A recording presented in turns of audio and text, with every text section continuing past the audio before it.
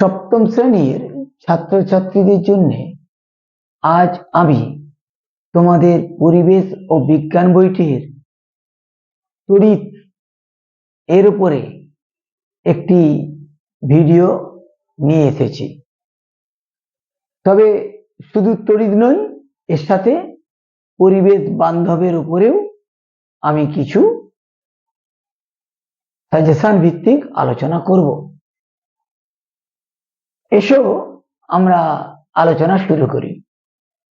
Dry sell বা নির্জল কোষ, primary sell বা ডিসপোজেবল সেল, বোতাম সেল বা বাটন সেল এবং সেকেন্ডারি সেল কি, আমি একটা একটা করে বুঝিয়ে বলছি।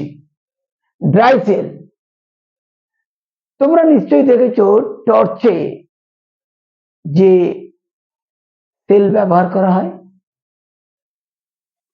টিভির রিমোটে যে সেল ব্যবহার করা হয়, বাড়িতে যে দেওয়াল ঘড়ি আছে সেই দেওয়াল ঘড়িতে যে সেল ব্যবহার করা হয়, সেগুলোই হলো ড্রাই সেল বা নির্জল কোষ।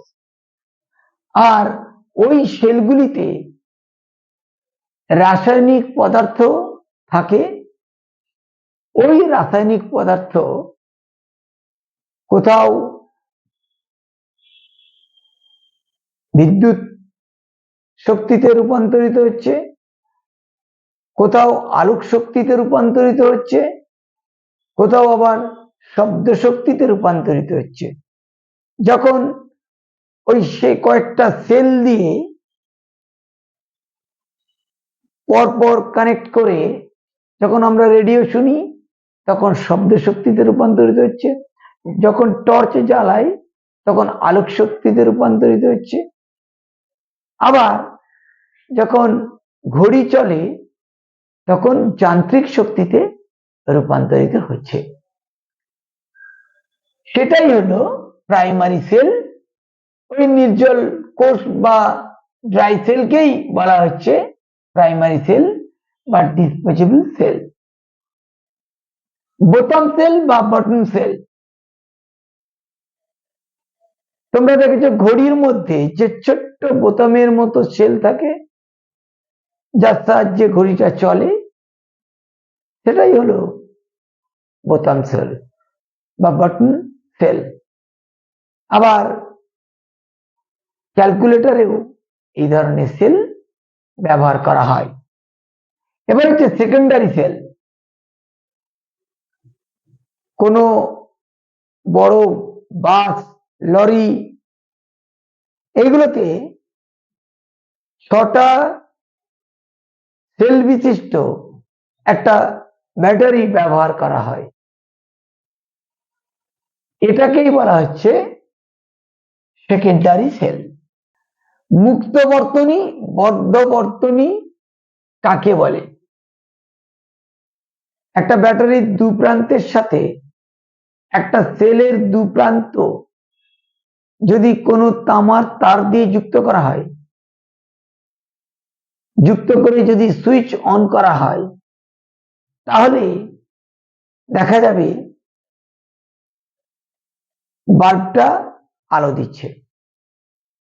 বাল্ব এবং ওই সেলের মধ্যে, ওই সুইচ সমেত সেলের মধ্যে যে সার্কিটটা কাজ করলো, যে বর্তনীটা কাজ করলো, সেটাকেই বলা হচ্ছে বদ্ধ বর্তনী। অর্থাৎ কোথাও কোনো ছেদ নেই, আর ছেদ থাকলেই আলো আর জ্বলবে না। তখনই তাকে বলবো মুক্ত বর্তনী, অর্থাৎ বর্তনীটা কমপ্লিট নেই, কোথাও কাট হয়ে আছে। তড়িৎ সুপরিবাহী কাকে বলে? যার ভেতর দিয়ে তড়িৎ প্রবাহ খুব ভালোভাবে চলাচল করে, তাকেই বলবো তড়িৎ সুপরিবাহী। যেমন অ্যালুমিনিয়াম, তামা, যে কোনো ধাতু তড়িতের সুপরিবাহী। তড়িৎ কুপরিবাহী কাকে বলে? উদাহরণ যাদের ভেতর দিয়ে তড়িৎ প্রবাহ যাতায়াত করতে পারে না তাকে বলবো তড়িৎ কুপরিবাহী। যেমন কাঠ, শুকনো কাঠ, কাগজ, প্লাস্টিক, রবার, এদের ভেতর দিয়ে তড়িৎ প্রবাহ যেতে পারে না। এরা হলো তড়িতের কুপরিবাহী বা অপরিবাহী। তড়িৎ প্রবাহের ফলে ব্যাক বলের সৃষ্টি হয়। তড়িৎ প্রবাহের ফলে চৌম্বক বলের সৃষ্টি হয়। তড়িৎ প্রবাহের ফলে চৌম্বক পদার্থ চুম্বকে পরিণত হয়। প্রমাণ করো। একটা বর্তনী তৈরি করে তার ভেতরে যদি তড়িৎ প্রবাহ পাঠানো হয় এবং সেই বর্তনীর মধ্যে যদি একটি চুম্বক শলাকা রাখা থাকে তাহলে দেখা যাবে ওই চুম্বক শলাকাটি যখন তড়িৎ প্রবাহ চলছিল না তখন যে অবস্থায় ছিল তড়িৎ প্রবাহ চালানোর মাত্রই তার বিক্ষেপ ঘটবে, ওই চুম্বক শলাকাটির বিক্ষেপ ঘটবে। তাহলে এই বিক্ষেপ ঘটছে কেন? নিশ্চয়ই কাছাকাছি কোনো চৌম্বক বল কাজ করছে। আর চৌম্বক বলটা কোথা থেকে এলো? তড়িৎ প্রবাহের ফলে। অর্থাৎ তড়িৎ প্রবাহ পরিচালিত হলেই সেখানে একটা চৌম্বক বলের সৃষ্টি হয়। তড়িৎ চুম্বকের শক্তি কিভাবে বাড়ানো যায়? তড়িৎ চুম্বকের শক্তি দুই ভাগে বাড়ানো যেতে পারে। একটা হচ্ছে চৌম্বক পদার্থের তার পাকানো হয়, ওই পাকের সংখ্যা যদি বাড়ানো হয় যায় তাহলে চৌম্বকত্ব বাড়ে। আর দুই, যদি প্রবাহ মাত্রা, তড়িতের প্রবাহ মাত্রা যদি বাড়ানো যায় তাহলে চুম্বক শক্তি বৃদ্ধি পায়।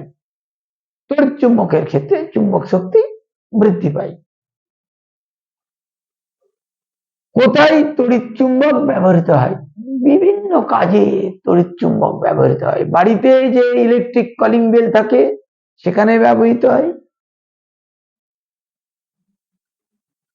তড়িৎ চুম্বক ব্যবহৃত হচ্ছে মোটর গাড়িতে। তড়িৎ চুম্বক ব্যবহার করে ডাক্তাররা চোখে কোনো লোহার টুকরো, সূক্ষ্ম লোহার টুকরো পড়ে গেলে তাকে বের করার জন্য তড়িৎ চুম্বক ব্যবহার করে। এইভাবে বিভিন্ন কাজে তড়িৎ চুম্বক ব্যবহার করা হয়। এলইডির পুরো নাম কি? Light emitting diode. এলইডিতে কোন ধরনের ফিলামেন্ট থাকে? এলইডিতে কোনো ফিলামেন্ট থাকে না। এলইডিতে ড্যাশ প্রান্ত বড় এবং ড্যাশ প্রান্ত ছোট, ধনাত্মক প্রান্ত বড় এবং ঋণাত্মক প্রান্ত ছোট থাকে। এলইডি দেখবে ভালো করে, ধনাত্মক প্রান্তটা বড় থাকে আর ঋণাত্মক প্রান্তটা ছোট থাকে। এলইডি এর আয়ুষ্কাল কত? একটা এলইডি 20 বছরেরও বেশি টিকে থাকে। এলইডির আলোর উৎস কি? এলইডির আলোর উৎস হলো তড়িৎ। এলইডি এর আলোর জোর কখন বাড়ে? তড়িৎ প্রবাহ বৃদ্ধি হলে এলইডির জোর বেড়ে যাবে, এলইডি যে আলো দেবে তড়িৎ প্রবাহ বৃদ্ধি পেলে আলো আরো বেশি জোরে দেবে। তড়িৎ প্রবাহের ফলে তাপ উৎপন্ন হয়, উদাহরণ দাও। তোমরা অনেকেই হয়তো ইলেকট্রিক হিটার দেখেছো। ইলেকট্রিক হিটারে তড়িৎ প্রবাহ পাঠালেই তারগুলো কিরকম লাল হয়ে জ্বলে, সঙ্গে প্রচুর তাপ পাওয়া যায়, যে হিটার দিয়ে আমরা অনেকে রান্না টান্না করি। তাহলে হিটার, ইলেকট্রিক হিটার, ইলেকট্রিক হিটারে কিসের তার থাকে? নাইক্রোম তার থাকে। ইলেকট্রিক হিটারে যে পেঁচানো তারটা থাকে সেটাকে বলা হয় নাইক্রোম তার। ইলেকট্রিক বাল্বে কোন শক্তিতে রূপান্তরিত হয়? ইলেকট্রিক বাল্বের তাপ শক্তি আলোক শক্তিতে রূপান্তরিত হয়। ফিউজ তার কি? ফিউজ তার লাগানো হয় সার্কিটকে রক্ষা করার জন্য। ফিউজ তার অল্প তাপেই গলে যায়। এখন কখনো যদি কোনো কারণে প্রবাহমাত্রা যদি বেড়ে যায়, তখন ওই ফিউজ তার বেশি উত্তপ্ত হয় এবং পুড়ে যায়, ফলে সার্কিটের সাথে সম্পর্ক ছিন্ন হয়ে যায়। এইভাবে ফিউজ তার সার্কিটকে বিপদের হাত থেকে রক্ষা করে। এবার পরিবেশ বান্ধব শক্তি, এটার উপর কতগুলো বিষয়ে আলোচনা করে দিই। সোলার ক্যালকুলেটরে তড়িৎ কে যোগান দেয়? Solar panel. সোলার ক্যালকুলেটরে সোলার প্যানেল সূর্য থেকে তাপ নিয়ে শক্তির যোগান দেয়। সাধারণ ক্যালকুলেটর শক্তি পায় কোথা থেকে? ব্যাটারি থেকে। ক্যালকুলেটরের পেন্সিল ব্যাটারি থাকে, সেই পেন্সিল ব্যাটারি থেকে শক্তির যোগান পাই। সাধারণ ক্যালকুলেটর শক্তি পাই কোথা থেকে? ব্যাটারি থেকে। সাধারণ ক্যালকুলেটর শক্তি পাই ব্যাটারি থেকে। কয়লা পুড়িয়ে কোন বিদ্যুৎ পাওয়া যায়? তাপবিদ্যুৎ। কয়লা পুড়িয়ে তাপবিদ্যুৎ পাওয়া যায়। কোন দেশ প্রথম কবে পেট্রোলিয়াম উৎপাদন শুরু করে? আমেরিকা, 1859 সালে।